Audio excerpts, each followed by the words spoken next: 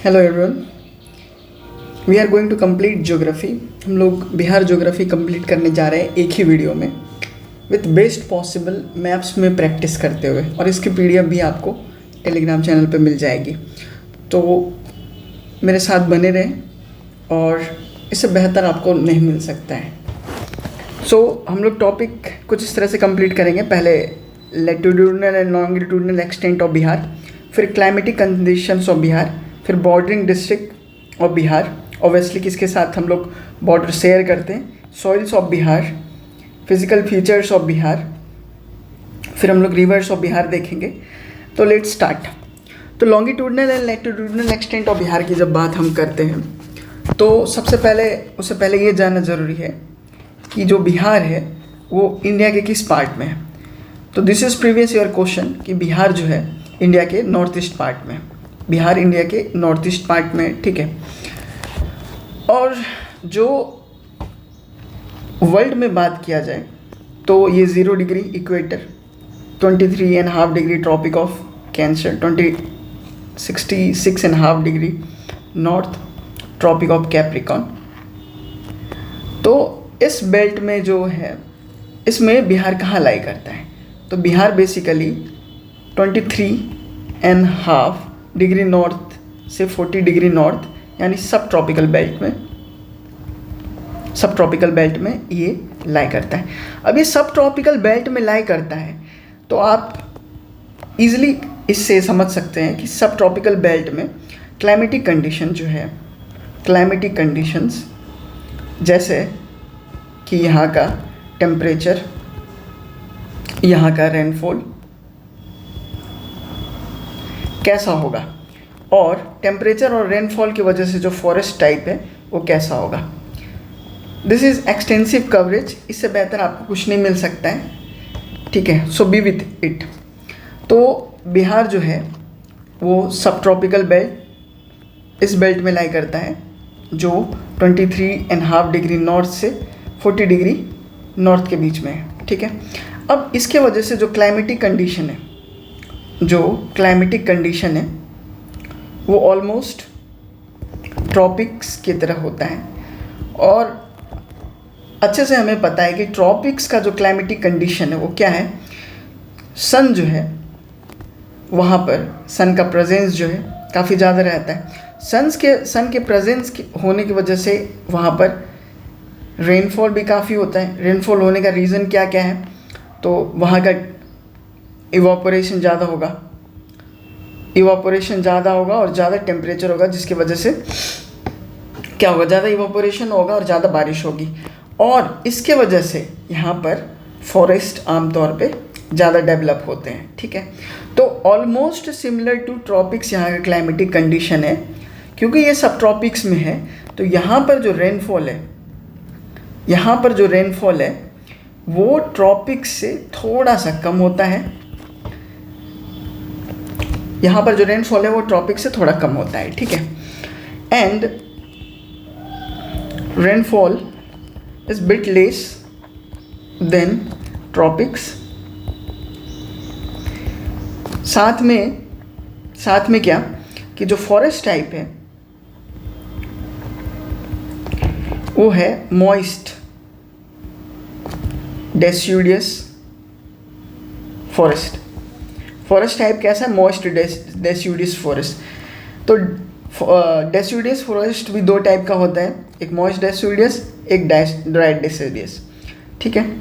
Deciduous forest वैसे forest को कहा जाता है जो अपने लीव्स जो हैं वो समर में गिरा देते हैं, ठीक है, जस्ट टू रिटेन वाटर। पानी उनको चाहिए होता है, गर्मियों में ज़्यादा पानी मिल नहीं पाता है जिसके वजह से वो अपने पत्तियों को छोड़ देते हैं, ठीक है।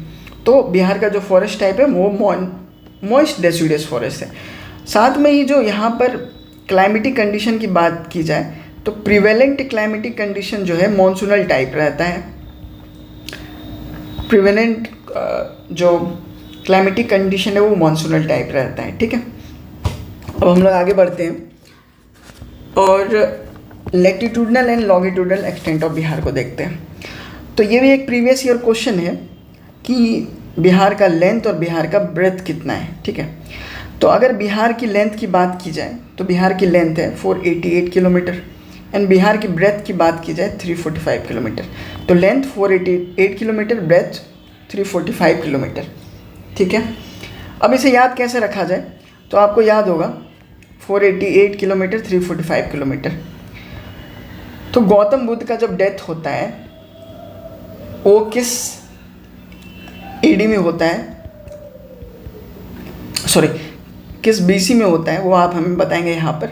ठीक है, और उससे हम याद कर सकते हैं कि लेंथ और ब्रेथ कितना होता है। ठीक है, अब लैटिट्यूडनल और लॉन्गिट्यूडनल एक्सटेंट की बात की जाए तो जो उससे पहले हम ये बात कर लेते हैं कि northern most, southernmost, easternmost और westernmost districts of Bihar क्या है। ठीक है, तो westernmost district of Bihar जो है आप देख सकते हैं, ये जो कैमूर वाला रीजन है this is western most, and ये जो किशन वाला एरिया है, ये जो किशनगंज वाला एरिया है, तो Kaimur is western most, Kishanganj is eastern most, and northern most आपको साफ साफ दिख रहा होगा मैप में, that is west Champaran, and southern most is Gaya. So if question comes, अगर क्वेश्चन आता है कि नॉर्दर्न मोस्ट कौन सा है, तो it is evident from the map, ये मैप में साफ दिखता है कि जो नॉर्दर्न मोस्ट है वो वेस्ट चंपारण है, जो वेस्टर्न मोस्ट है वो कैमूर है, जो ईस्टर्न मोस्ट है किशनगंज है, और जो सदर्न मोस्ट है गया।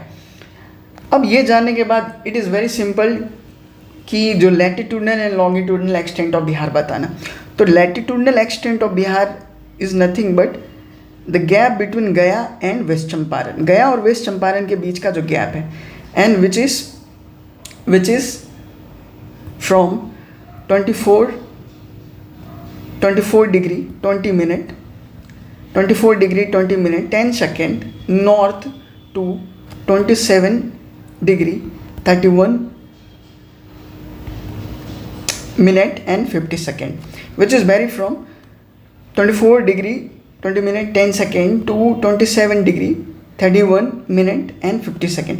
याद रखने का तरीका देखो, वेरिएशन कैसे याद रखेंगे, ऑलमोस्ट इसे रटना पड़ेगा, और इसे रटने का एक ही तरीका है 24-20-10 24-20-10 24-20-10 से 27-31-50 27-31-50 24-20-10 से 27-31-50 24-20-10 से 27-31-50 24-20-10 से 27-31-50। सो हमने क्या देख लिया, we went through the question कि जो ईस्टर्न, वेस्टर्न, नदर्न और जो southern most district of Bihar कौन से हैं। So do answer this all question in comment box. उसके बाद हमने देखा कि जो लैटिट्यूडनल एक्सटेंट है बिहार का, लैटिट्यूडनल एक्सटेंट मतलब nothing but the gap between Gaya, अगर आप गया से कहाँ जा रहे हो, west Champaran, so this is the latitudinal extent of Bihar.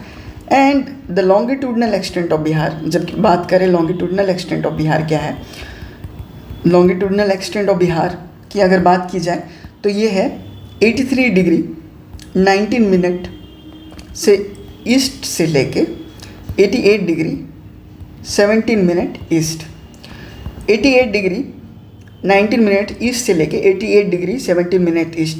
अगर यहाँ पर गैप की बात की जाए, जो टाइम लैग है, आप यहाँ पर टाइम लैग अगर कैलकुलेट करोगे तो you better know about this formula जो हम लोग यूनिटरी मेथड से निकालते हैं। 24 आवर्स जो है उसमें अर्थ जो है 1 स्पिन लेती है, दैट इज़ 360 डिग्री। 24 घंटे में अर्थ जो है 360 डिग्री घूमती है, तो 360 डिग्री घूमने में 24 घंटा लग जाता है, तो 1 डिग्री घूमने में 24 घंटा। ठीक है, 1 डिग्री घूमने में 24 घंटा, बाय में 360 डिग्री, और अगर इसको मिनट में निकाला जाए तो अगर इसको मिनट में निकाला जाए तो 24 आवर्स इंटू 60 मिनट्स अपॉन 360, जिससे हम लोग को 4 मिनट मिलेगा। तो जो टाइम लैग है 1 डिग्री वो 4 मिनट के बराबर होता है। 1 डिग्री 4 मिनट के बराबर होता है। अब हमने अभी देखा जो लॉन्गिट्यूडनल एक्सटेंट होता है, लॉन्गिट्यूडनल एक्सटेंट का जो गैप है वो ऑलमोस्ट कितना है, 83 डिग्री 19 मिनट ईस्ट से 88 डिग्री 17 मिनट ईस्ट। तो ये जो गैप है ऑलमोस्ट 5 डिग्री और -2 मिनट का है। तो अभी हमने देखा था 1 डिग्री 4 मिनट का टाइम लैग बताता है। तो therefore 5 degree into 4 minute is equal to 20 minute और -2 मिनट, तो 18 मिनट का टोटल टाइम लैग हो जाता है। इसी तरह आप कमेंट में लॉन्गिट्यूडनल एक्सटेंट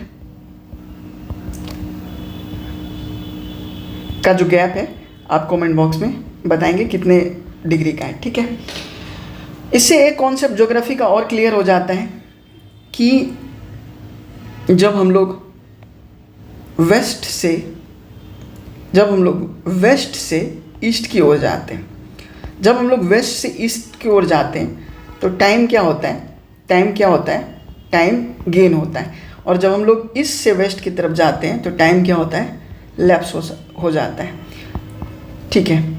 ये कॉन्सेप्ट जो है, ये कॉन्सेप्ट बेहतर समझ में वर्ल्ड मैप में आएगा। मैंने आपको यहाँ पर बता दिया कि ये कैसे वर्क करता है बेसिकली, क्योंकि जब हम लोग देखें तो मूवमेंट ऑफ अर्थ जो होता है, ठीक है, अगर आप इस पॉइंट पे हो और इस पॉइंट से, तो सबसे पहले जो सन है इस पॉइंट वाले को दिखेगा, फिर ये इसका मूवमेंट हो जाएगा, फिर यही वाला पॉइंट यहाँ पर पहुँचेगा तो उसको फिर सन दिखेगा, फिर ये वाला पॉइंट यहाँ पहुँचेगा उसको सन दिखेगा, फिर ये वाला पॉइंट। तो ऐसे जो है ये 24 आवर्स में एक जो चक्कर लगता है, तो ये वाले यहाँ पर जो लोग हैं उसको 24 घंटे के बाद सन दिखेगा, 24 घंटे के बाद सन दिखेगा। इसलिए हम लोग कहते हैं कि जब वेस्ट से ईस्ट जाएंगे तो उसे एक दिन के बाद चीज़ें मिल रही है ना, तो हम लोग एक दिन आगे चल रहे हैं।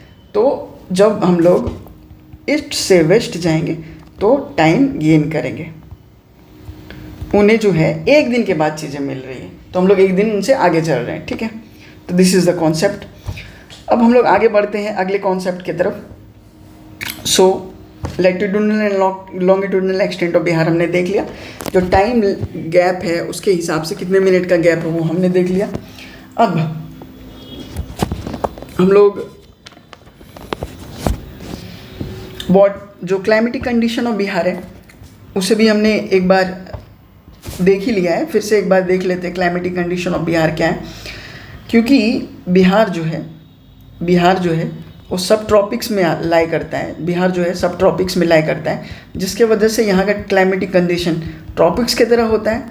ट्रॉपिक्स में रेनफॉल काफ़ी होती है, यहाँ पर रेनफॉल थोड़ी सी कम होती है, ऑलमोस्ट 112 mm के बाद बराबर मिलीमीटर के अप्रॉक्स में बारिश होती है यहाँ पर, जो ट्रॉपिक्स से कम है। ट्रॉपिक्स में 150 और उससे एवब होती है बारिश, ठीक है। जिसके वजह से यहाँ जो फॉरेस्ट टाइप है, जो यहाँ पर फॉरेस्ट टाइप है वो क्या है, फॉरेस्ट टाइप क्या है, वो मॉइस्ट डेसिडियस फॉरेस्ट है। और जो प्रिवेलेंट क्लाइमेटिक कंडीशन है वो है मॉनसूनल, ठीक है। अब हम लोग बॉर्डरिंग स्टेट की तरफ आ जाते हैं, ठीक है। तो मेरे साथ आप एक्सरसाइज करो to remember the bordering states of Bihar, ठीक है। तो हम लोग बॉर्डरिंग स्टेट्स ऑफ बिहार को एक बार याद करने की कोशिश करते हैं, ठीक है। तो ये जो क्षेत्र है ऊपर वाला, ये जो जितने भी डिस्ट्रिक्ट्स आपको दिख रहे हैं, ये क्षेत्र जो है एकमात्र विदेशी जो है हमारा देश नेपाल उससे बॉर्डर शेयर करता है। तो बिहार जो है एकमात्र विदेशी देश से अपना बॉर्डर शेयर करता है, वो है नेपाल। तो कौन कौन शेयर करता है, वेस्ट चंपारण, ईस्ट चंपारण। अब ध्यान देना यहाँ पर शिवहर का जो बाउंड्री है वो यहीं पर ख़त्म हो जाता है। तो एग्ज़ाम में ये क्वेश्चन काफ़ी फ्रीक्वेंट है कि शिवहर जो है नेपाल के साथ बाउंड्री शेयर करती है कि नहीं। काफ़ी छोटा सा डिस्ट्रिक्ट है, देखने में लगता है कि ये शेयर करती है कि बिल्कुल नहीं, लेकिन ये बिल्कुल शेयर नहीं करती है, ठीक है। तो west Champaran, east Champaran, Sitamarhi, Madhubani, Supaul, Araria, Kishanganj, west Champaran, east Champaran, Sitamarhi, Madhubani, Supaul, Araria, Kishanganj. West Champaran, east Champaran, Sitamarhi, Madhubani, Supaul, Araria, Kishanganj. West Champaran, east Champaran, Sitamarhi, Madhubani, Supaul, Araria, Kishanganj. ठीक है, तो आप एक दो बार ऐसे बोलोगे तो आपको भी याद हो ही जाएगा। ठीक है, याद करने का तरीका देखो, ये दो चंपारण वेस्ट और ईस्ट एक साथ है। फिर सीता माता, ठीक है, सीता माता काफ़ी मधुर वाणी की थी, काफ़ी प्यारी वाणी थी उनकी। ठीक है, उसके बाद जो है वो सुपौल और अररिया और किशनगंज विजिट को जाती हैं। ठीक है, तो वेस्ट चंपारण, ईस्ट चंपारण, सीतामढ़ी, मधुबनी, सुपौल, अररिया, किशनगंज। अब ये कितने डिस्ट्रिक्ट हो गए? 1 2 3 4 5 6 7। तो हम लोग जो है नेपाल के साथ हमारी 7 डिस्ट्रिक्ट्स बॉर्डर शेयर करती हैं नेपाल के साथ। अब हम लोग आ जाते हैं इधर उत्तर प्रदेश। उत्तर प्रदेश के साथ हमारे कितने डिस्ट्रिक्ट्स बॉर्डर शेयर करते हैं? तो एक है वेस्ट चंपारण, दूसरा गोपालगंज, सिवान, सारण, भोजपुर, बक्सर, कैमूर और रोहतास। वेस्ट चंपारण, गोपालगंज, सिवान, सारण, भोजपुर, बक्सर, कैमूर, रोहतास। वेस्ट चंपारण, गोपालगंज, सिवान, सारण, भोजपुर, बक्सर, कैमूर, रोहतास।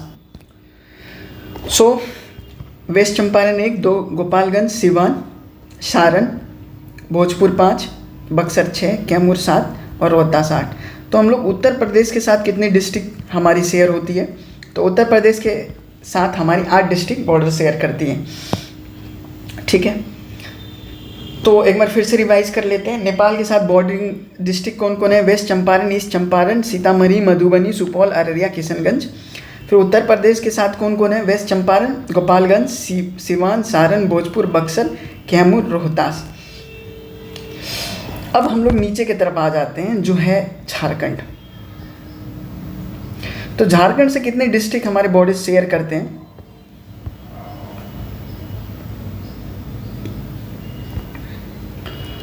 तो आप ये चीज़ बहुत नोटिसिंग है कि कैमूर और रोहतास यहाँ पर काफ़ी अक्सर कन्फ्यूज़न होता है। तो आप देखोगे कि रोहतास का जो बाउंड्री लाइन है जिस तरह से है, वो झारखंड से सिर्फ और सिर्फ रोहतास ही बाउंड्री शेयर करता है, कैमूर बाउंड्री शेयर नहीं करता है। This is very important point, कि ये बहुत महत्वपूर्ण बात है कि रोहतास जो है सिर्फ और सिर्फ रोहतास ही बाउंड्री शेयर करता है किसके साथ? झारखंड के साथ। तो रोहतास, औरंगाबाद, गया, Nawada, Jamui, Banka and Bhagalpur, Katihar.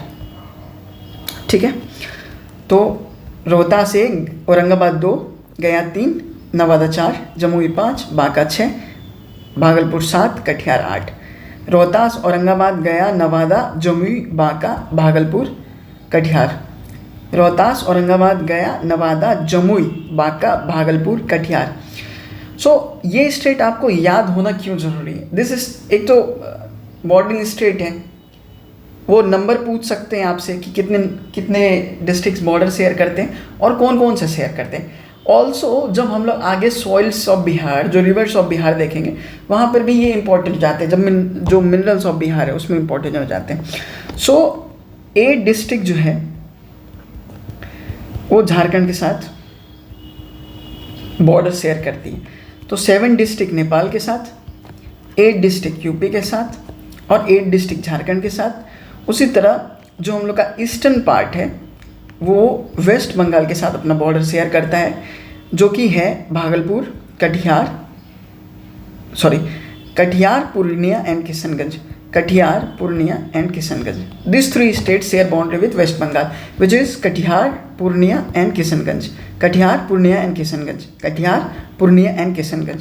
So finally we got to end of this topic and we have got some question to answer. वो क्या क्वेश्चन है कि नेपाल के साथ कितने डिस्ट्रिक्ट्स हमारे बॉर्डर शेयर करते हैं? Please comment them in comment box. ठीक है, कितने डिस्ट्रिक्ट्स हैं जो उत्तर प्रदेश के साथ बॉर्डर शेयर करते हैं? कितने डिस्ट्रिक्ट हैं जो झारखंड के साथ बॉर्डर शेयर करते हैं? और कितने डिस्ट्रिक्ट हैं जो वेस्ट बंगाल के साथ बॉर्डर शेयर करते हैं? Okay, so fine, we are moving to another topic, that is soils of Bihar.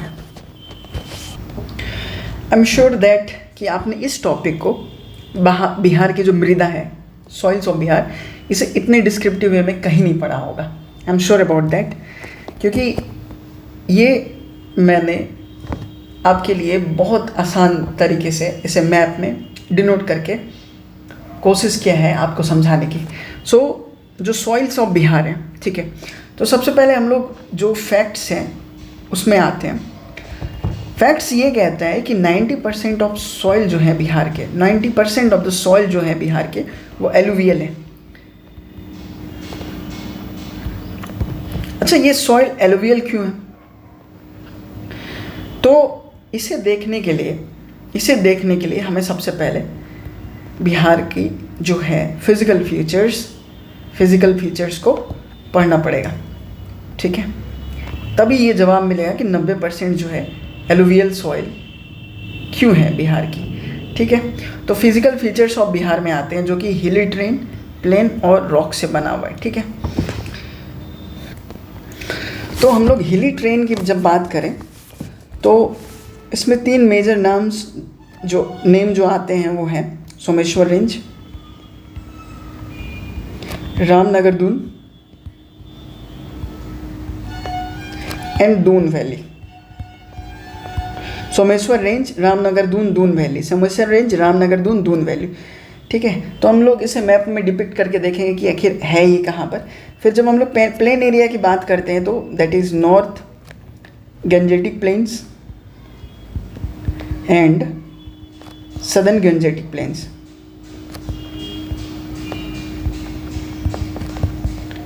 ठीक है, northern gangetic plains and southern gangetic plains. And when we talk about the rocks, तो जो major rocks हैं बिहार में वो हैं Dharwar and Vindhyan rocks. So let's begin with the rock system, ठीक है। तो हम लोग सबसे पहले धारवाड़ और विंध्यन रॉक्स को देखेंगे।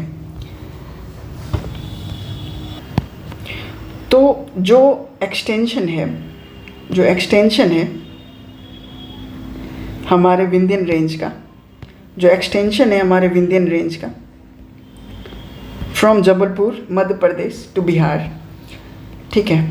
इस एक्सटेंशन को, ये जो एक्सटेंशन है, ये एक्सटेंशन जब रोहतास और कैमूर, आई एम श्योर आपने ये नोटिस किया होगा कि ये रोहतास और कैमूर है, पिछले जो स्लाइड्स मैंने कवर किए उसमें। तो जो रोहतास और कैमूर में है इसका एक्सटेंशन आता है यहाँ तक, ठीक है। किसका? विंध्य का। किसका एक्सटेंशन आता है? विंध्य का। तो इसी एक्सटेंशन को हम लोग जो है इसी एक्सटेंशन को हम लोग विंध्यास रॉक्स कहते हैं, ठीक है। और अगर इसकी बात की जाए तो ये इग्नेस रॉक्स, जो इसका नेचर होता है वो इग्नेस होता है, ठीक है, अग्नेय चट्टान, ये इग्नेस नेचर का रॉक्स होता है यहाँ पर, ठीक है।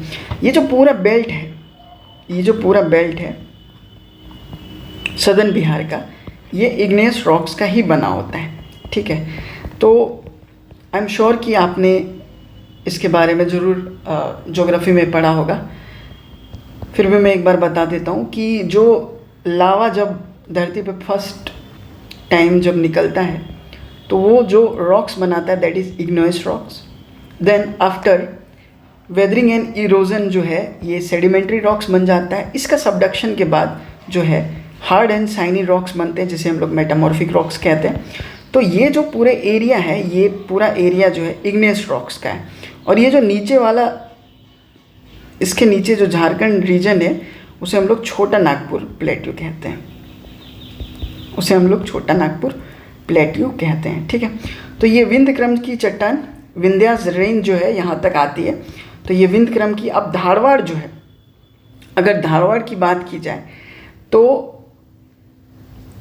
ये हमारा जो बेल्ट है, ये वाला बेल्ट, ठीक है, ये जो हमारा बेल्ट है, ठीक है, मुंगेर, जमुई और ईस्टर्न नवादा का, मुंगेर, जमुई और ईस्टर्न नवादा। अब यहाँ पर देखो, ये जमुई है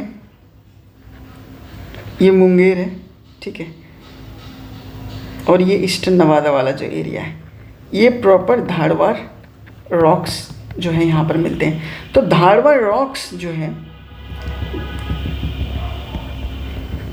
is a type of igneous rocks. ये इग्नेस रॉक्स ही हैं, बट ये जो है ये क्या हुआ समय के साथ जो है is a type of igneous rocks which after sometimes broken into pieces, या आप बोलो वेदरिंग और इरोजन की वजह से ये is a type of igneous rocks. तो ये जो एरिया है मुंगेर, जमुई और नवादा का, यहाँ पर धारवाड़ रॉक्स मिलता है।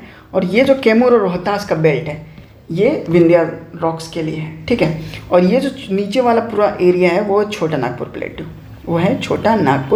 प्लेटू, so we have covered the rock system which is Vindhyan and Dharwar, ठीक है। अब हम लोग प्लेन एरिया में आ जाते हैं। तो गंगा जो है ऑलमोस्ट बिहार को नॉर्थ बिहार और साउथ बिहार में बाइफरकेट कर देती है, ठीक है।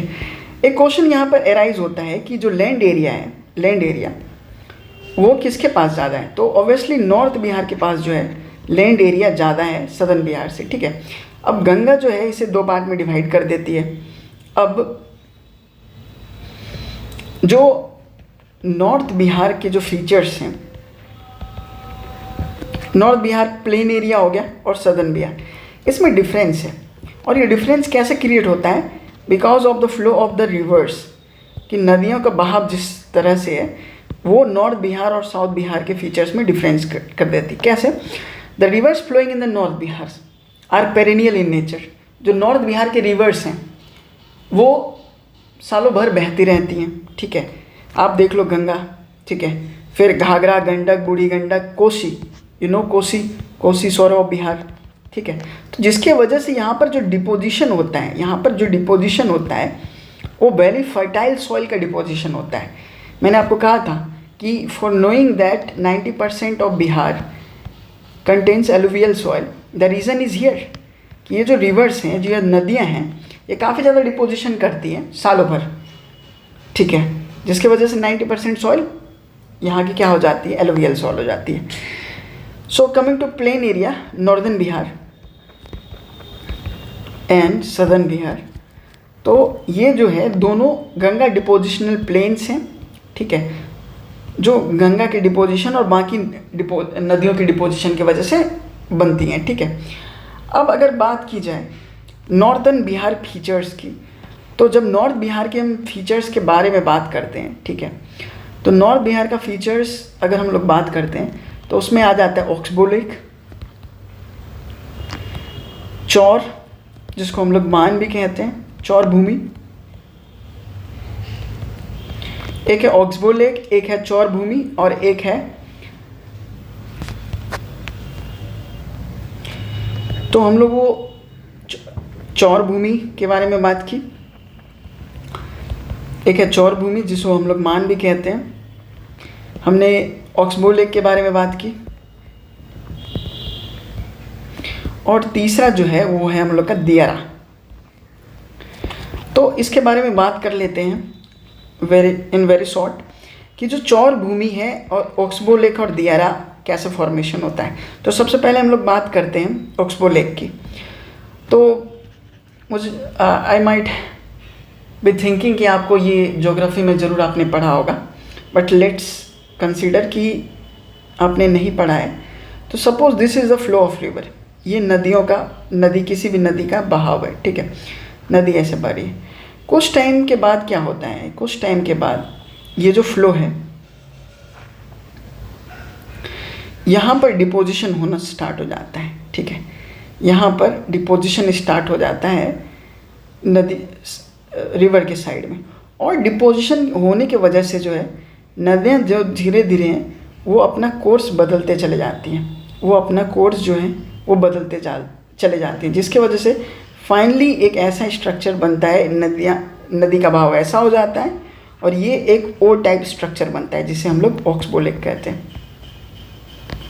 तो ये बना क्योंकि ये जो साइड में डिपोजिशन हो रहा था नदियों का, जिसके वजह से नदी अपना रास्ता बदल ली। ठीक है, ये है ऑक्सबोलेक। अब इसी से रिलेटेड है अगला कॉन्सेप्ट दियारा। जब बारिश बहुत तेज होती है, जब मॉनसून प्रिवेलेंट होता है बिहार में, तो नदियां जो है काफ़ी तेज बहाव और काफ़ी तेज जो है इनका जो लेवल है काफ़ी बढ़ जाता है, और ये जो अपने साथ काफ़ी सेडिमेंट कैरी करती हैं।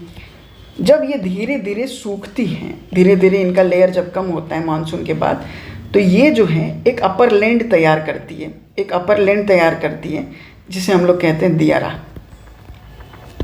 ठीक है, उसी तरह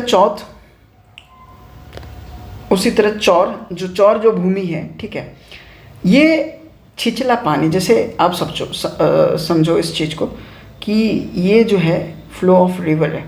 ठीक है, मानसून में ये फ्लो ऑफ रिवर इतना दूर तक हो गया, लेकिन धीरे धीरे ये रिवर का जो फ्लो है वो रिड्यूस होता जाता है।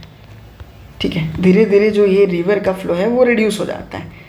तब जो ये वाला लैंड एरिया जो बचता है, इसे हम लोग कहते हैं चौर।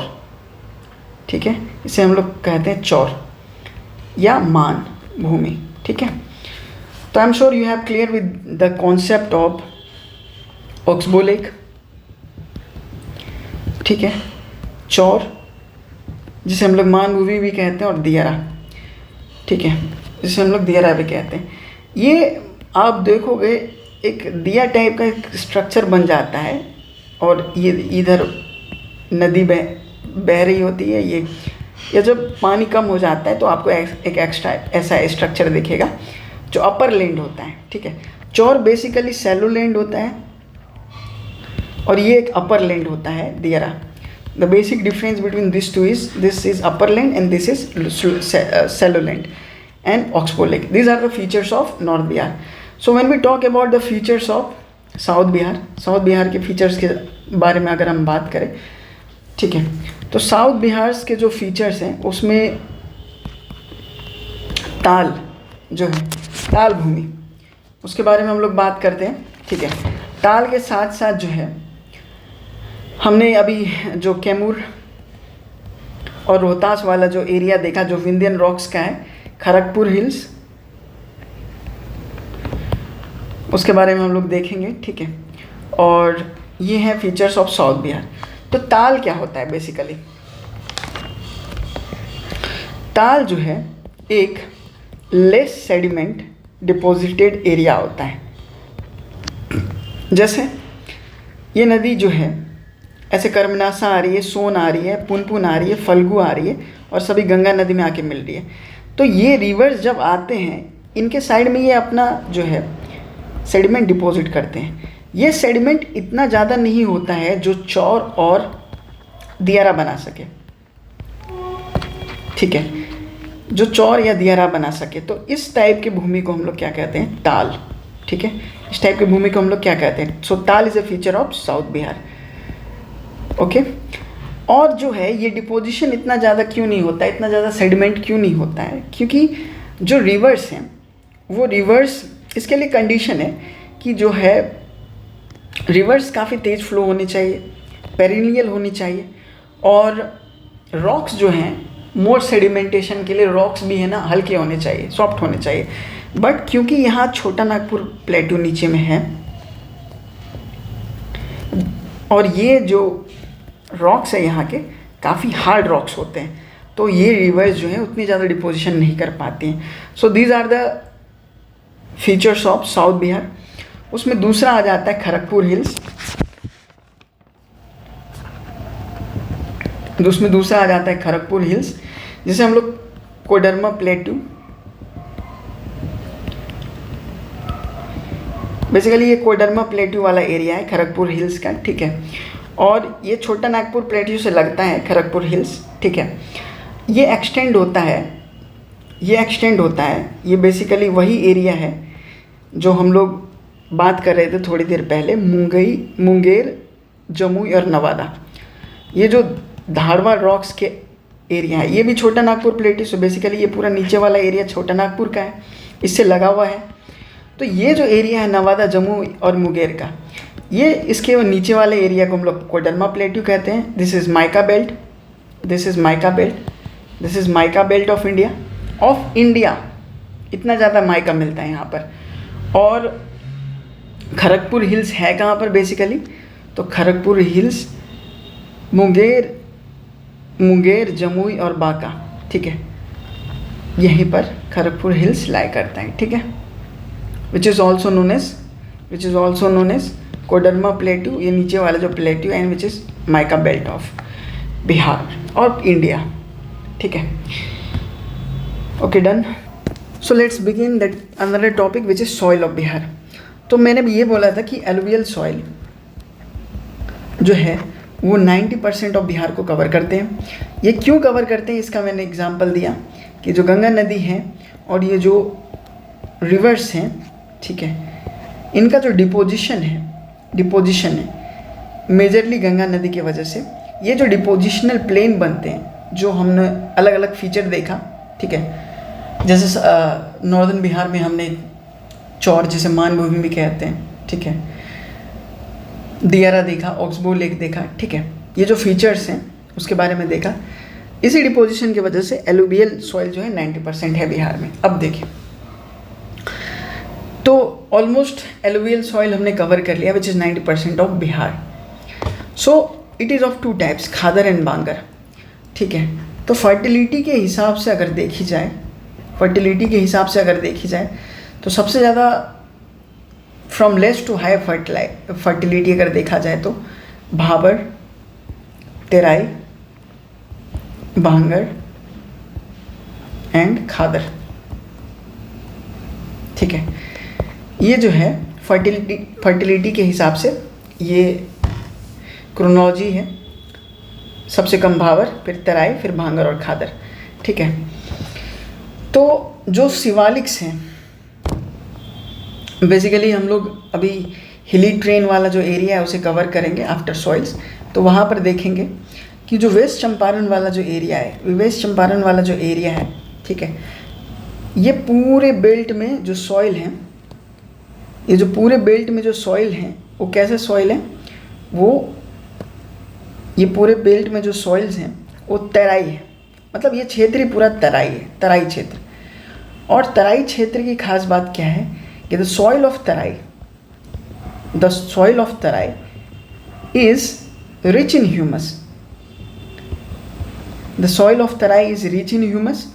और जो पूरा एक्सटेंशन है ऑलमोस्ट 32 किलोमीटर का लंबाई है, 6 to 8 मीटर इसका विड्थ है, ठीक है, ये तराई रीजन का सॉइल।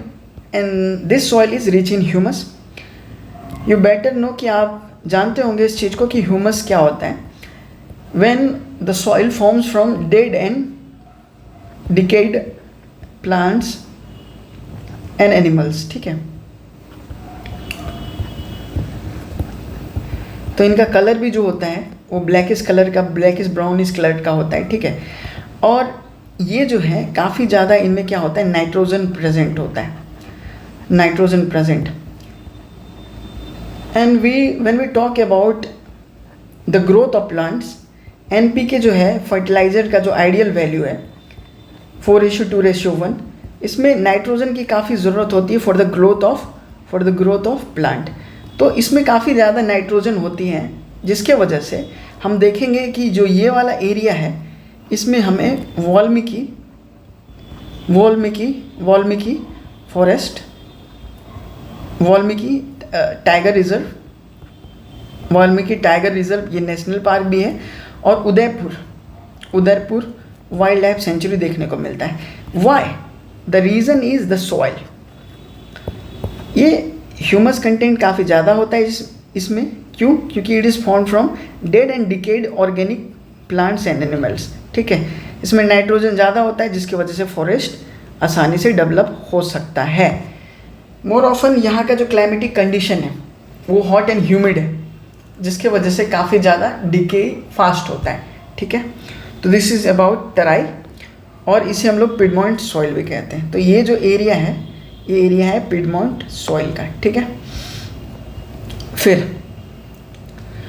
हमने इस चीज़ को जान लिया कि ये जो पूरा एरिया है मोस्टली एलुवियल सॉइल का ही होता है, ठीक है।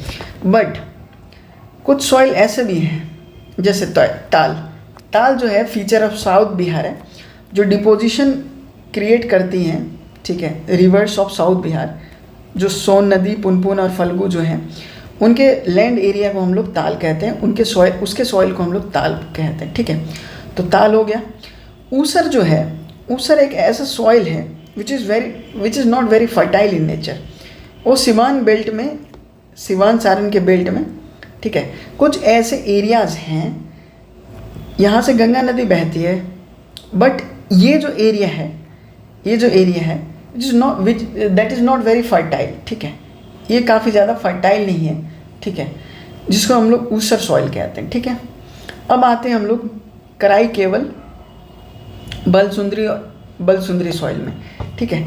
तो उससे पहले एक चीज़ समझते हैं कि ये जो कैमूर और रोहतास वाला एरिया है, दिस इज़ हिली एरियाज, और आपको बेहतर पता होगा जो हिली एरिया है वो रेन को अट्रैक्ट करते हैं। सो दिस एरियाज, ये जो एरिया है यहाँ पर जो है रेड सॉइल मिलता है, ठीक है, red and yellow soil basically. तो आखिर ये रेड सॉइल होता क्यों है? क्योंकि यहाँ पर आयरन ऑक्साइड जो है काफ़ी प्रेजेंट होते हैं, और ये बेसिकली जब बारिश होती है, काफ़ी तेज़ बारिश होती है, जिसके वजह से क्या है, सेस्क्यू ऑक्साइड या जो ऑक्साइड्स है यहाँ पर, ये जो है लीचिंग काफ़ी ज़्यादा होती है यहाँ पर, मतलब पानी जो है वो रिश्ता काफ़ी ज़्यादा, क्योंकि यहाँ पर क्या होता है, काफ़ी ज़्यादा बारिश होती है due to hilly and terrain की वजह से, ठीक है। तो ये जो सॉइल है यहाँ पर काफ़ी वेल ड्रेन्ड सॉइल होते हैं, ठीक है, इसलिए इस सॉइल का कलर रेड हो जाता है। वहीं अगर देखा जाए कि अगर इस बेल्ट की बारे में बात की जाए, ठीक है, तो ये तो वेल ड्रेन्ड सॉइल हो गया, ये है काफ़ी वेल ड्रेन्ड सॉइल, ठीक है। बट ये वाला जो एरिया है, इस एरिया में क्या होगा, काफ़ी वेल ड्रेन्ड सॉइल नहीं होगा, ठीक है, काफ़ी वेल ड्रेन्ड सॉइल नहीं होगा।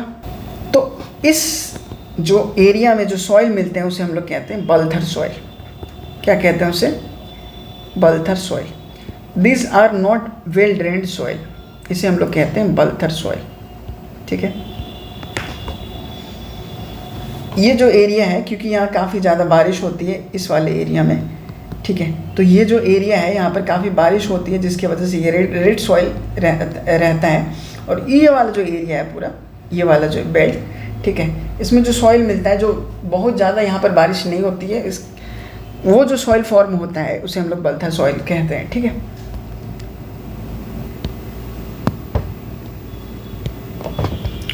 तो बेसिकली ये जो है सॉइल जो इस एरिया में मिलते हैं उसे हम लोग बलथर सॉइल करते हैं, और ये रेड सॉइल। अब कुछ खास फीचर्स हैं, जैसे अब देखो कि दो सॉइल हैं, जो कराई केवल सॉइल और बलसुंदरी सॉइल। बलसुंदरी सॉइल जो है उनका खासियत क्या है कि ये सॉइल जो है इस वाले बेल्ट में मिलता है, इस वाले पूरे बेल्ट में, गंगा के अपर बेल्ट में, ठीक है, जो खादर नेचर का होता है, ठीक है।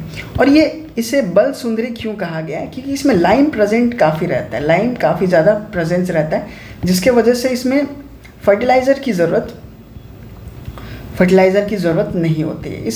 और ये है तो ये अलुवियल सॉइल का एक टाइप है बलसुंदरी सॉइल, ठीक है, जो खादर नेचर का होता है, बट इसमें लाइम ज़्यादा प्रेजेंट रहता है। वहीं कराई केवल सॉइल की अगर बात किया जाए तो कराई केवल सॉइल में क्ले प्रेजेंस काफ़ी ज़्यादा होते हैं, ठीक है, इसमें क्ले प्रेजेंस काफ़ी ज़्यादा होते हैं। और क्ले की वजह से क्या होता तो ये काफ़ी पोरस है, ठीक है, पानी रिसता तो ज़रूर है लेकिन परमिएबल नहीं होता है, मूवमेंट ऑफ वाटर इसमें पॉसिबल नहीं है, ठीक है। तो ये कराई केवल जो है, इसका ओरिजिन जो है, ये जो ओरिजिन है इसका वो है बांगर, ठीक है। तो हमने सॉइल्स भी ऑलमोस्ट कंप्लीट कर ली। तो इस वाले बेल्ट में हमारा कराई केवल सॉइल मिलता है, ये हमारा रेड सॉइल वाला एरिया हो गया और ये बलथर सॉइल वाला एरिया हो गया। इस रीजन में, गंगा के अपर वाले रीजन में, यहाँ पर हमें बलसुंदरी मिल जाता है और यहाँ पर हमें मिल जाता है सिवान वाले एरिया में हमें ऊसर सॉइल मिल जाता है और ये ऊपर वाले रीजन में हमें पिडमॉन्ट सॉइल मिल जाता है। तो एक वेरी इंपॉर्टेंट क्वेश्चन जो प्रीवियस ईयर क्वेश्चन है कि जो सॉइल ऑफ बिहार है वो किस नेचर के हैं, ठीक है, सॉइल ऑफ बिहार जो है वो किस नेचर के हैं। तो प्रीडोमिनेंटली बिहार के जो सॉइल हैं वो किस नेचर के हैं, अल्कलाइन नेचर के। So this is very important, alkaline nature के हैं, ठीक है, which is fit for cultivation, जिसमें ज़्यादा फर्टिलाइज़र की ज़रूरत ना हो, ठीक है। तो let's come to the topic. Hilly terrain वाला एरिया हमने छोड़ दिया था यहाँ पर, उसे कंप्लीट करते हैं, ठीक है। प्लेन एरिया इसीलिए गया क्योंकि सॉइल बताना था। रॉक्स इंपॉर्टेंट होता है कि रॉक्स से ही सॉइल का फॉर्मेशन होता है। So this too we have already completed. इससे पहले हमने इंटरनेशनल रिलेशन, पूरे ईयर का करंट अफेयर्स इसी चैनल पे डाला हुआ है। पॉलिटी एंड गवर्नेंस का करंट अफेयर्स पूरे साल का डाला हुआ है। डू विजिट दैट वीडियो, काफ़ी हेल्पफुल होगी, which is framed from different sources. जो मार्केट में बेस्ट मटेरियल है करंट अफेयर्स का, मैंने उसे अपने नोट्स में डाल के उससे आपको बताने की कोशिश की है। It is very helpful, just go and visit that videos too, ठीक है। तो हम लोग हिली और ट्रेन एरिया में जब आते हैं तो हम लोग देखते हैं, इसमें हम लोगों ने सबसे पहले बात की थी सोमेश्वर रेंज की, उसके बाद हम लोग बात की थी दून वैली की, सोमेश्वर रेंज, दून वैली और Someshwar range, Doon valley and Ramnagar Doon.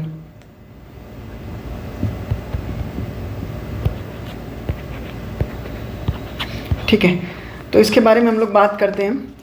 तो when we talk about Someshwar range, ठीक है, ये जो है इस एरिया में मोस्टली जो वेस्ट चंपारण के इस वाले एरिया में ये मिलते हैं, ठीक है, सोमेश्वर रेंज। और ये जो है इनका जो एक्सटेंशन है, इनका एक्सटेंशन कहाँ से कहाँ तक है, त्रिवेणी कनाल से लेके, त्रिवेणी कनाल जो गंडक नदी पे है, this is previous year question, Triveni canal Gandak नदी पे है, ठीक है। When we talk about rivers we talk about this, Triveni canal जो है गंडक रिवर पे, ठीक है। यहाँ से लेके भिकनाथोरी ये पास है, ठीक है, ये पास है जो नेपाल की ओर जाती है, ठीक है। तो वी हैव 3 पासेस, एक है भिकनाथोरी पास, एक है सोमेश्वर पास, ठीक है, जो हम लोग सोमेश्वर फोर्ट यहाँ देख ही रहे हैं, सोमेश्वर, भिकनाथोरी एंड मारवाल, ठीक है। ये तीनों पास कहाँ से कहाँ जाने के लिए, फ्रॉम बिहार टू नेपाल, ठीक है, भिकनाथोरी पास, सोमेश्वर पास एंड मारवाल, ठीक है, ओके फाइन। सो अब ये जो सोमेश्वर फोर्ट है, जो हमारा सोमेश्वर फोर्ट है, इसका सोमेश्वर रेंज जो है उसका जो सबसे हाईएस्ट फोर्ट है, उसे हम लोग, सबसे हाईएस्ट पीक जो है उसे हम लोग कहते हैं सोमेश्वर हिल। और उसका हाइट ऑफ अप्रॉक्स जो है, उसका हाइट अप्रॉक्स कितना है, 874 मीटर, वेरी वेरी इंपॉर्टेंट। उसका हाइट कितना है, approx 874 metre. This is all about Someshwar range. इसका एक्सटेंशन ये वेस्ट चंपारण वाले इलाके में मिलता है। It is a part of Shivaliks, this is extension of Shivaliks, ठीक है, this is extension of Shivaliks. ये कहाँ से कहाँ तक है, ये त्रिवेणी कनाल से लेके भिकनाथोरी पास तक है, ठीक है। And the highest part of it is Someshwar hill which is 874 metre. अब हम लोग आगे बढ़ते हैं और देखते हैं क्या कि रामनगर दून जो है,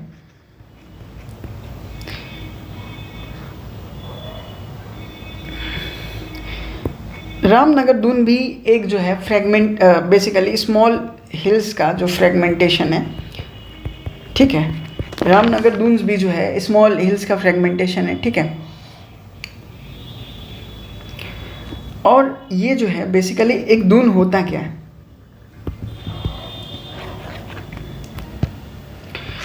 तो ये जो है हमारा सोमेश्वर रेंज था। इसी सोमेश्वर रेंज के साउथ में, ठीक है, इसी सोमेश्वर रेंज के साउथ में क्या है, रामनगर दून। क्या है साउथ में? रामनगर दून। ये साउथ में है।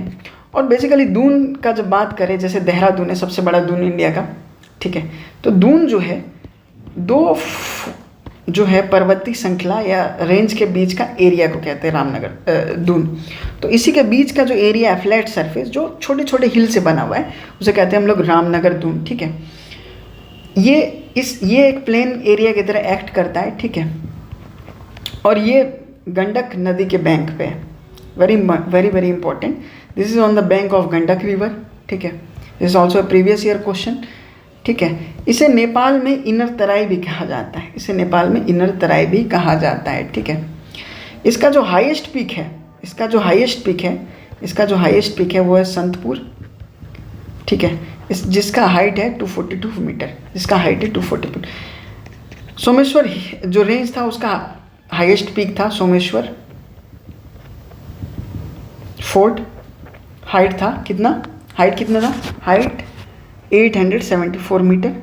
वहीं जब बात की जाए संतपुर की, तो हाइट है इसकी 242 मीटर। तो सोमेश्वर फोर्ट की height 874, very very important, and Santpur की हाइट है 242, ठीक है। अब जो है when we talk about Doon valley, ठीक है, दून वैली जो है सोमेश्वर रेंज और रामनगर दून,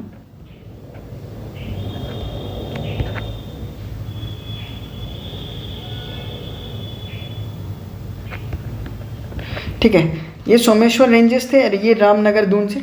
इसके जो है रामनगर जो रेंजेस हैं,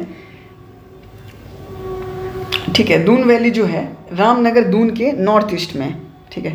वैसे मान के आप ऐसे इमेजिन करो, ये सोमेश्वर फोर्ट है, ठीक है, ये सोमेश्वर रेंजेस हैं बेसिकली वेस्ट चंपारण में। ये हैं तो सारे वेस्ट चंपारण में ही, बीच में है, बीच में प्लेन एरिया है जिसे हमने रामनगर दून कहा। फिर है दून वैली, ठीक है। इसके कुछ फोर्ट हैं जो हम लोग रामनगर रेंजेस कहते हैं। इसके नॉर्थ ईस्ट में क्या है? दून वैली। बेसिकली यही जो, क्योंकि मैं 3D में ड्रॉ नहीं कर सकता हूँ, ये वाला जो एरिया है नॉर्थ ईस्ट में, इसे दून वैली कहते हैं, ठीक है, इसे दून वैली कहते हैं। ये 21 मीटर लॉन्ग है और 152 मीटर हाई है, ठीक है।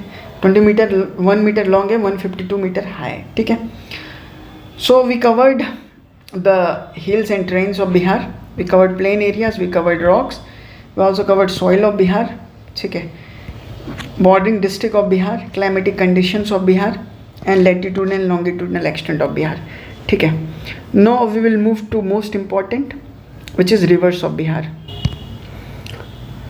So let's begin with the topic river system of Bihar. Very important, इससे क्वेश्चन तो आना ही आना है, ठीक है। तो काफ़ी एक्सटेंसिवली इसको कवर करेंगे, ठीक है, काफ़ी एक्सटेंसिवली इसको कवर करेंगे। तो सबसे पहले हम लोग ये जानते हैं कि ड्रेनेज पैटर्न जो है, बेसिकली जो ड्रेनेज पैटर्न है वो कितने टाइप्स का होता है। आई एम श्योर आप लोग को पता होगा, फिर भी मैं बता देता हूँ। डेंड्राइटिक, रेडियल, ट्रेलिस, सेंट्रीपिटल, ठीक है। Dendritic, radial, trellis, centripetal, dendritic, radial, trellis, centripetal, dendritic, radial, trellis, centripetal. अब ये जो डेंड्राइटिक फ्लो ऑफ रिवर है, ठीक है, डेंड्राइटिक फ्लो ऑफ रिवर कैसा होता है? जैसे आप लीव्स में जो डेंड्रॉन्स देखते हैं वैसे ही ऐसा फ्लो होता है। क्या आपको ये चीज़ कहीं दिखा? तो गंगा रिवर का जो फ्लो है डेंड्राइटिक है, इसलिए ये इम्पोर्टेंट हो जाता है। जो फ्लो ऑफ गंगा रिवर है वो डेंड्राइटिक है। रेडियल क्या होता है? तो रेडियल होता है जैसे अमरकंटक प्लेट्यू है, उससे जो नदियाँ निकल रही है, 1 2 3, ऊपर की तरफ सोन निकली, इधर से नर्मदा निकली, फिर महानदी निकली, तो रेडियल पैटर्न वहाँ देखने को मिलता है। फिर ट्रेलिस पैटर्न क्या होता है? जो हमारी साउथ बिहार की रिवर हैं, साउथ बिहार की जो रिवर्स हैं वो ट्रेलिस पैटर्न दिखाती हैं। ट्रेलिस होता क्या है कि जो पहला जो फ्लो है, जो पहला ट्रिब्यूटरी का जो फ्लो है, ठीक है, वो पैरेलल है, और जो सेकेंडरी ट्रिब्यूटरी है, जैसे ये ऊपर से आके इससे मिल रही है, जैसे ये इससे आके मिल रही है, वो क्या हो, परपेंडिकुलर हो, ठीक है, तो उसे हम लोग ट्रेलिस कहते हैं। और चौथा है सेंट्रीपिटल। सेंट्रीपिटल देखो क्या है कि जितने भी डिस्चार्ज हो रहे हैं वाटर का, ठीक है, वो एक डिप्रेशन में आके मिल जा रहे हैं ऐसे करके, ठीक है, जैसे लोकटक लेक, ठीक है, तो इस टाइप का जो फीचर है इसे हम लोग सेंट्रीपिटल कहते हैं, ठीक है। तो हम लोग को दो इम्पॉर्टेंट चीज़ जाना ज़रूरी था, एक है डेंड्राइटिक जो गंगा रिवर सिस्टम है,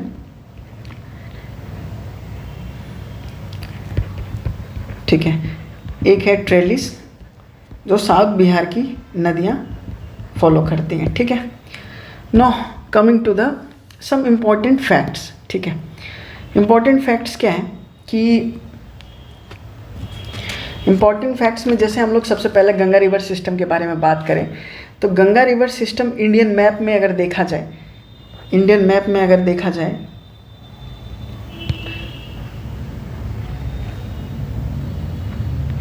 तो गंगा रिवर सिस्टम का जो फ्लो है वो उत्तराखंड से लेके, उत्तर प्रदेश से लेके बिहार, झारखंड और वेस्ट बंगाल, तो गंगा नदी का जो फ्लो है उत्तराखंड, यूपी, बिहार, झारखंड होते हुए वेस्ट बंगाल में ख़त्म हो जाता है, ठीक है। अब जो इसका फ्लो है टोटल है 2525, 2525 याद रखना है, ठीक है। 25 क्या, ये नंबर आप देखो कितना इवन नंबर है, और गंगा कितनी हम लोग के लिए पवित्र नदी है, ठीक है, तो नंबर भी वैसा ही है 25। लेकिन बिहार में जो फ्लो है गंगा रिवर का वो है ऑलमोस्ट 445 किलोमीटर, और इसके साथ साथ ही सबसे लंबी नदी जो है बिहार में गंगा बन जाती है। गंगा नदी जो है वो भागलपुर जो हमारा डिस्ट्रिक्ट है, आप यहाँ देखो, ये जो डिस्ट्रिक्ट भागलपुर, ठीक है, ये जो डिस्ट्रिक्ट है भागलपुर, इसे ऑलमोस्ट जो है ये गंगा रिवर का जो फ्लो है ये ऑलमोस्ट जो है 2 हाफ्स में, भागलपुर को 2 हाफ्स में काटता है, ठीक है, इट्स वेरी इंपॉर्टेंट। तो किस डिस्ट्रिक्ट को गंगा जो है, माँ गंगे जो है, या गंगा माता जो है, या गंगा रिवर जो है वो 2 हाफ्स में डिवाइड करता है, ठीक है, answer is Bhagalpur. Another important question is कितने डिस्ट्रिक्ट से होते हुए गंगा नदी गुजरती है, तो 12 डिस्ट्रिक्ट, ठीक है। 12 डिस्ट्रिक्ट कौन कौन एक बार देख लेते हैं, बक्सर, भोजपुर, पटना, नालंदा, ठीक है, नालंदा, लखीसराय, मुंगेर, भागलपुर, खगड़िया, बेगूसराय, वैशाली, सारण, 1 2 3 4 5 6 7 8 9 10 11 12, ठीक है, कटिहार। तो ये 12 डिस्ट्रिक्ट से ये होके गुजरती हैं, ठीक है। इनका सबसे मैक्सिमम कवरेज जो है गंगा का आप देख सकते हो, ये 99 किलोमीटर का है पटना में। कितना है, 99 किलोमीटर का है पटना में, ठीक है, वेरी वेरी इंपॉर्टेंट। अब आपको लेफ्ट बैंक ट्रिब्यूटरीज और राइट बैंक ट्रिब्यूटरीज याद रखनी पड़ेगी, ठीक है। तो लेफ्ट बैंक ट्रिब्यूटरीज में सबसे पहले जो है, अच्छा ये ट्रिब्यूटरीज लेफ्ट और राइट कैसे होती हैं, तो गंगा का जो डायरेक्शनल है, जो डायरेक्शन है फ्लो का, उसमें अपने आप को खड़े कर लीजिए। आपका लेफ्ट हाथ जिस तरफ से होगा वो लेफ्ट बैंक, राइट हाथ जिस तरह से होगा वो राइट बैंक। तो लेफ्ट बैंक ट्रिब्यूटरी में सबसे पहले आ जाता है गंडक। लेफ्ट बैंक ट्रिब्यूटरी की अगर हम लोग बात करें, सॉरी, तो लेफ्ट बैंक ट्रिब्यूटरी में सबसे पहले जिस नदी की बात होती है वो है घाघरा, जो कहाँ से निकलती है, चेमडुंग योंग ग्लेशियर से, ठीक है। तो ये आपके फिल करने के लिए दिया गया, ये मैं PDF आपको टेलीग्राम पे शेयर कर दूंगा, आप इसे फिल करके मुझे टेलीग्राम पे सबमिट कर सकते हो आप, ठीक है। तो ये घाघरा जो है, घाघरा, ठीक है, पहले घाघरा है, फिर गंडक है, फिर बूढ़ी गंडक है, घाघरा है, गंडक है, बूढ़ी गंडक है, ठीक है। उसके बाद बागमती है, कमला है, कोसी और महानंदा, ठीक है। तो ये वेरी वेरी इंपॉर्टेंट है, इसका क्रोनोलॉजी कई बार पूछ लिया जाता है, घाघरा, गंडक, बूढ़ी गंडक, बागमती, कमला, कोसी, बलान। आप भी मेरे साथ बोलो, घाघरा, गंडक, बूढ़ी गंडक, बागमती, कमला, कोशी, महानंदा। घाघरा, गंडक, बूढ़ी गंडक, बागमती, कमला, कोशी, महानंदा। ठीक है, अगर बात की जाए कि जो लेंथीएस्ट रिवर जो है बिहार में उसके हिसाब से, तो सबसे पहले आ जाता है गंगा। सबसे पहले नदी जो आ जाती है वो गंगा है, फिर है बागमती, उसके बाद है बूढ़ी गंडक। ठीक है, डन। अब ओरिजिन पॉइंट देखना इम्पॉर्टेंट है और इम्पॉर्टेंट सिग्निफिकेंस हर रिवर का देखते हैं। तो सबसे पहले हम लोग नॉर्थ बिहार के रिवर्स कवर करेंगे, फिर उसी तरह हम लोग साउथ बिहार के रिवर करेंगे। तो सबसे पहले बात की जाए घाघरा रिवर की। ठीक है, तो एक और इम्पॉर्टेंट फैक्ट है, वो है कि जो घाघरा रिवर है, जो रिवर्स हैं, कितने रिवर्स हैं जो गंगा के साथ बॉर्डर बनाती हैं। ठीक है, तो आप मैप में देख सकते हो, ये घाघरा है, ठीक है, ये गंडक है, ये गंगा नदी खुद है, और ये कर्मनाशा। ठीक है, 4 रिवर्स जो हैं, गंगा रिवर, गंडक रिवर, कर्मनाशा, गंगा गंडक, ठीक है, घाघरा एंड कर्मनाशा। ठीक है, this is also important question. अब जो घाघरा रिवर है, ये रिवर घाघरा है, ठीक है, ये ये चेमडुंग ग्लेशियर जो तिब्बत है वहाँ से निकल के आती है। ठीक है, चेमडुंग ग्लेशियर तिब्बत से निकल के आती है। घाघरा रिवर कहाँ से निकल के आती है? चेमडुंग ग्लेशियर से लेके लगभग 80 मीटर तय करती है। ठीक है, इसका नाम जो है नेपाल में करनाली है। वेरी वेरी इंपॉर्टेंट, नेपाल में इसका नाम जो है वो करनाली है। ठीक है, और इसे यूपी में, मतलब इसकी एक ट्रिब्यूटरी है, यूपी में इसे सरयू के नाम से जाना जाता है। तो करनाली कहाँ पर? करनाली नेपाल में, सरयू यूपी में। ठीक है, तो इम्पॉर्टेंट फैक्ट्स इतने ही थे इससे रिलेटेड। ठीक है, ये जो इसकी एंट्री है, ठीक है, इसकी जो एंट्री है वो है, ऑब्वियसली ये बॉर्डर बना रही है, अभी हमने देखा ये बॉर्डर बना रही है यूपी के साथ। ठीक है, ये गंगा जो एंटर करती है वो सिवान से एंटर करती है, और गंगा में जाके कहाँ मिलती है? तो ये जो है गंगा में जाके कहाँ मिलती है? तो छपरा, जो सारण वाला इलाका है, जो सारण वाला एरिया है, वहाँ पर गंगा से मिलती है। ठीक है, तो ये हो गया हमारा घाघरा रिवर कंप्लीट।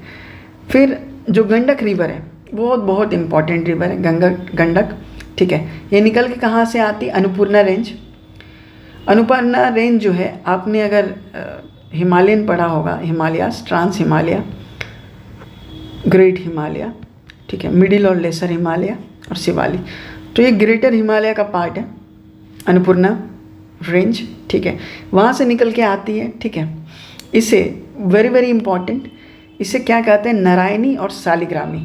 ठीक है, सालिग्रामी इसका नाम क्यों दिया गया है? सालिग्राम पत्थर आपने काफ़ी सुना होगा, मूर्ति पूजा में यूज़ होता है। ये नदी के बहाव से जो पत्थर है उस क्षेत्र के, वो क्या है, एज ए घिस घिस के मतलब शिवलिंग के फॉर्म में या भगवान के रूप में बन जाते हैं। इसे सालिग्रामी कहा जाता है। नारायणी और सालिग्रामी इसके 2 नाम है। ठीक है, अब वाल्मीकि टाइगर रिजर्व जो है, वेरी इंपॉर्टेंट, इसी नदी पे है। ये पेरिनियल है, साल भर ये बहती रहती है। ठीक है, और ये गंगा में जो मिलती है वो पहलाजा घाट में मिलती है। कहाँ? पहलेजा घाट में। ठीक है, इस पर जो कनाल है उसे याद करने का तरीका ये है, ट्री टी से वो क्या हो गया? डर गया। टी से वो डर गया। ट्री फॉर त्रिवेणी कनाल, तिरहुत, त्रिवेणी, सारण और तेवाल। जो आपको याद नहीं होगा वो है तेवाल, बाकी त्रिवेणी तो आसान है। ठीक है, त्रिवेणी कनाल, क्योंकि मैंने वहाँ पर भी इसे डिस्क्राइब किया था। त्रिवेणी कनाल से लेके जो है, जब सोमेश्वर रेंज का हम लोग एक्सटेंट पढ़ रहे थे कि कहाँ से कहाँ तक, तो त्रिवेणी कनाल से हम लोग इसका एक्सटेंट पढ़ा था। ठीक है, तो त्रिवेणी, तिर से तिरहुत, सारण से सारण, थ्री टिर टी से, तो टी तेवाल है, ट्री टिर टिल से, ठीक है। त्रिवेणी, तिरहुत, सारण, तेवाल, ठीक है। ये 7 स्ट्रीम से बनी होती है गंडक, ठीक है। अन्नपूर्णा रेंज से आती है, ये मैंने आपके लिए छोड़ के रखा है ताकि आप फिल करके भेजो। उसके बाद है बूढ़ी गंडक। बूढ़ी गंडक जो रिवर है वो उनका ओरिजिन जो है वो है कहाँ से, बिहार से। सोमेश्वर रेंज के बारे में हम लोग ने थोड़ी देर पहले बात की थी।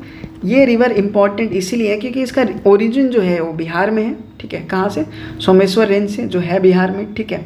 डिस्टेंस 320 किलोमीटर, गंगा के बाद जो है सबसे लंबी नदी यही है, ठीक है। और ये गंगा जो है, गंगा को कहाँ जाके मिलती है, मुंगेर में, मांझी मुंगेर में, ठीक है, गंगा को मिलती है। इससे ज़्यादा इम्पॉर्टेंट इसमें कुछ है नहीं। उसके बाद हम लोग आ जाते हैं, हमने क्या देखा, घाघरा, गंडक, बूढ़ी गंडक। अब आ जाते हैं हम लोग बागमती। बागमती जो रिवर है वो महाभारत रेंज से निकल के आ जाती है। आप मुझे कमेंट में बताएंगे कि महाभारत रेंज जो है किस हिमालय का पार्ट है, ट्रांस का, ग्रेट का, मिडिल या लेसर हिमालय का, या शिवालिक का, ठीक है। महाभारत ग्लेशियर से निकल के आती है, महाभारत रेंज से निकल के आती है। ये सीतामढ़ी में एंटर करती है, ठीक है। और ये खगड़िया में जाके किससे मिल जाती है, कमला से, कमला बलान से मिल जाती है, ठीक है। कमला बलान से मिल जाती है, ठीक है। कमला बलान भी महाभारत रेंज से ही आती है। और इम्पॉर्टेंट बागमती इसीलिए हो जाता है कि ये जो है बागमती जो नदी है उसी के किनारे काठमांडू यानी नेपाल का कैपिटल बसा हुआ है, ठीक है। और पशुपतिनाथ का जो फेमस टेम्पल है वो इसी के किनारे है। किसके किनारे, बागमती के किनारे। उसके बाद है कमला बलान, ठीक है, महाभारत से रेंज से निकलती है, मधुबनी में एंटर करती है। और ये जाके ये दोनों नदी कोसी से मिलती है और कोसी फाइनली फ्लो करती है लास्ट में, ठीक है। उसके बाद जो मोस्ट इम्पॉर्टेंट रिवर है जिसे सोरो बिहार भी कहते हैं हम लोग, कोसी रिवर। सोर्स क्या है, गोसाई स्थान। ये भी गोसाई स्थान किसका, महाभारत रेंज का ही पार्ट है, ठीक है। इसका ड्रेनेज एरिया कितना है, 11,410 square kilometre, 11,410 square kilometre Mahabharat range से निकलती है, ठीक है। ये जो है तीनों नदी आके आपस में मिलती है, बागमती, कमला, कोसी बनाल, बागमती, कमला बलान और कोसी, ठीक है। फाइनली ये ड्रेन हो जाती है गंगा में, ठीक है। कोसी जो है सुपौल से एंट्री करती है। ऋग्वेद में इसे कौशिकी भी कहा गया है, ठीक है। कौशिकी इसलिए कहा गया है कि 7 धाराओं से, 7 स्ट्रीम से बने हैं, ठीक है। और ये कटिहार में जाके मिल जाती है गंगा से। कहाँ मिल जाती है, कटिहार में। तो इसके जो 7 स्ट्रीम है उसको याद करने का तरीका है लिट सैड। लिट सैड क्या है, आप देखो, लिखू कोसी, इंद्रावती कोसी, तमरा कोसी, तमार कोसी। तमरा और तमार तो याद करना बहुत आसान है। लिखू कोसी, इंद्रावती कोसी, ठीक है, तमरा कोसी, तमार कोसी। सैड से क्या है, सैड से क्या है, सन कोसी, अरुण कोसी, दूध कोसी। यही पूछता है मोस्टली, सन कोसी, अरुण कोसी और दूध कोसी, सन, अरुण और दूध कोसी, सन, अरुण और दूध कोसी, ठीक है। इस पे जो कैनाल्स हैं, हमने एक कैनाल सिस्टम पहले गंडक पे देखा था जिसे हमने ट्री टिर टी से याद किया था, ठीक है। त्रिवेणी, तिरहुत, ठीक है, तेवाल, और ये आप मुझे कमेंट में बताएंगे, ठीक है। सोमेश्वर जो था ये कैनाल, ये हमने गंडक पे देखा। यहाँ पर जो कैनाल है बहुत आसान है याद करना, ईस्ट कोसी, वेस्ट कोसी। ये दोनों तो बिना सोचे आपको पता चल जाएगा कोसी पे है, लेकिन जो याद करना है वो राजपुर कैनाल, ठीक है, राजपुर कैनाल बेसिकली, ठीक है। अगली नदी की बात की जाए तो अगली नदी जो है सबसे ईस्टर्न मोस्ट रिवर जो है इंडिया में, अगर गंगा की ट्रिब्यूटरी बात की जाएगी तो महानंदा। कहाँ से निकलती है, तो दार्जिलिंग से। महाल्दीराम हिल जो है, महाल्दीराम हिल वहाँ से निकल के आती है, ठीक है। ये बिहार, बंगाल और बांग्लादेश के साथ बॉर्डर से साझा करती है, सबसे ईस्टर्न मोस्ट है, ठीक है। कटिहार मनियारी में आके मिलती है। इसकी ट्रिब्यूटरी है मेची, और यही मेची जो है हाल में ही कोसी मेची प्रोजेक्ट जो है न्यूज़ में, ठीक है। तो हमने नॉर्थ बिहार के सारे रिवर्स को कंप्लीट कर लिया है, ठीक है। तो एक बार रिकैप कर लेते हैं, ठीक है। गंगा रिवर जो है सबसे ज़्यादा इसकी फ्लो है 5 किलोमीटर बिहार में, ठीक है। ऑलमोस्ट 12 डिस्ट्रिक्ट से होके गुजरती है। भागलपुर को 2 हिस्से में बांटती है, ठीक है। उसके बाद जो है घाघरा रिवर जो है चेमडुंगयोंग ग्लेशियर से आती है, 80 किलोमीटर लगभग ट्रेवल करती है, ठीक है। और जो है उसके बाद है गंडक रिवर जो अन्नपूर्णा रेंज से आती है, वेस्ट चंपारण में एंट्री करती है। इसी के किनारे जो है हमारे वाल्मीकि टाइगर रिजर्व है या वाल्मीकि नेशनल पार्क आप बोलिए। उसके बाद ये आके गंगा में मिल जाती है, ठीक है, सारण में। उसके बाद अगला है बूढ़ी गंडक जो गंगा के बाद सबसे लंबी नदी है बिहार में, ठीक है। ऑलमोस्ट 320, तीसरी सबसे बड़ी नदी है। बागमती दूसरी है, ठीक है। 320 किलोमीटर इसका फ्लो है, ठीक है। ये आके मिलती है कहाँ पर, मुंगेर में, ठीक है। उसके बाद है बागमती जो महाभारत रेंज से निकलती है, फिर कमला बलान जो महाभारत से रेंज से ही निकलती। वहीं कोसी भी जो है सुपौल से एंट्री करती है, लेकिन वो गोसाई स्थान महाभारत रेंज से निकलती है। और फाइनली महानंदा जो ईस्टर्न मोस्ट है दार्जिलिंग महलीग्राम हिल से निकलती है, ठीक है। अब हम लोग आ जाते हैं सदन गंगा रिवर जो है उस, ठीक है। तो फटाफट हम लोग बात कर लेते हैं। सबसे पहले जो बॉर्डर साझा करती है यूपी के साथ कर्मनासा, जिसे हम लोग अपवित्र नदी भी कहते हैं, ठीक है। चौसा में आके मिलती है। बक्सर जो फेमस है बैटल ऑफ चौसा के लिए, शेरशाह सूरी और हुमायूं के बीच में जो हुआ था। फिर कर्मनासा के बाद है सोन जो अमरकंटक से निकल के आती है, ठीक है। अमरकंटक से निकल के आती है। इसकी नॉर्थ कोयल जो है वेरी इंपॉर्टेंट ट्रिब्यूटरी है इसकी नॉर्थ कोयल, ठीक है। उसके बाद है छोटा नागपुर प्लेट्यू से निकल के आती है हमारी क्या, पुनपुन। वहीं छोटा नागपुर प्लेट्यू से निकल के आती है हमारी फल्गु। और क्यूल नदी जो है, क्यूल और अजय नदी जो है वो काफ़ी छोटी छोटी नदियाँ हैं, काफ़ी छोटी छोटी नदियाँ हैं। क्यूल नदी लखीसराय से होके ये ड्रेन कर जाती है गंगा में। वहीं जमुई से स्टार्ट होके खगड़िया में मुंगेर खगड़िया होते हुए ड्रेन कर जाती है क्यूल नदी अजय रिवर गंगा में, ठीक है। अगर साउथ की बात की जाए तो अजय रिवर जो है सबसे ईस्टर्न मोस्ट हो जाता है, ठीक है। तो ऑलमोस्ट हमने सारा टॉपिक कवर कर लिया है। Thanks for your patience watching and get benefited from this video. Hope you enjoyed it.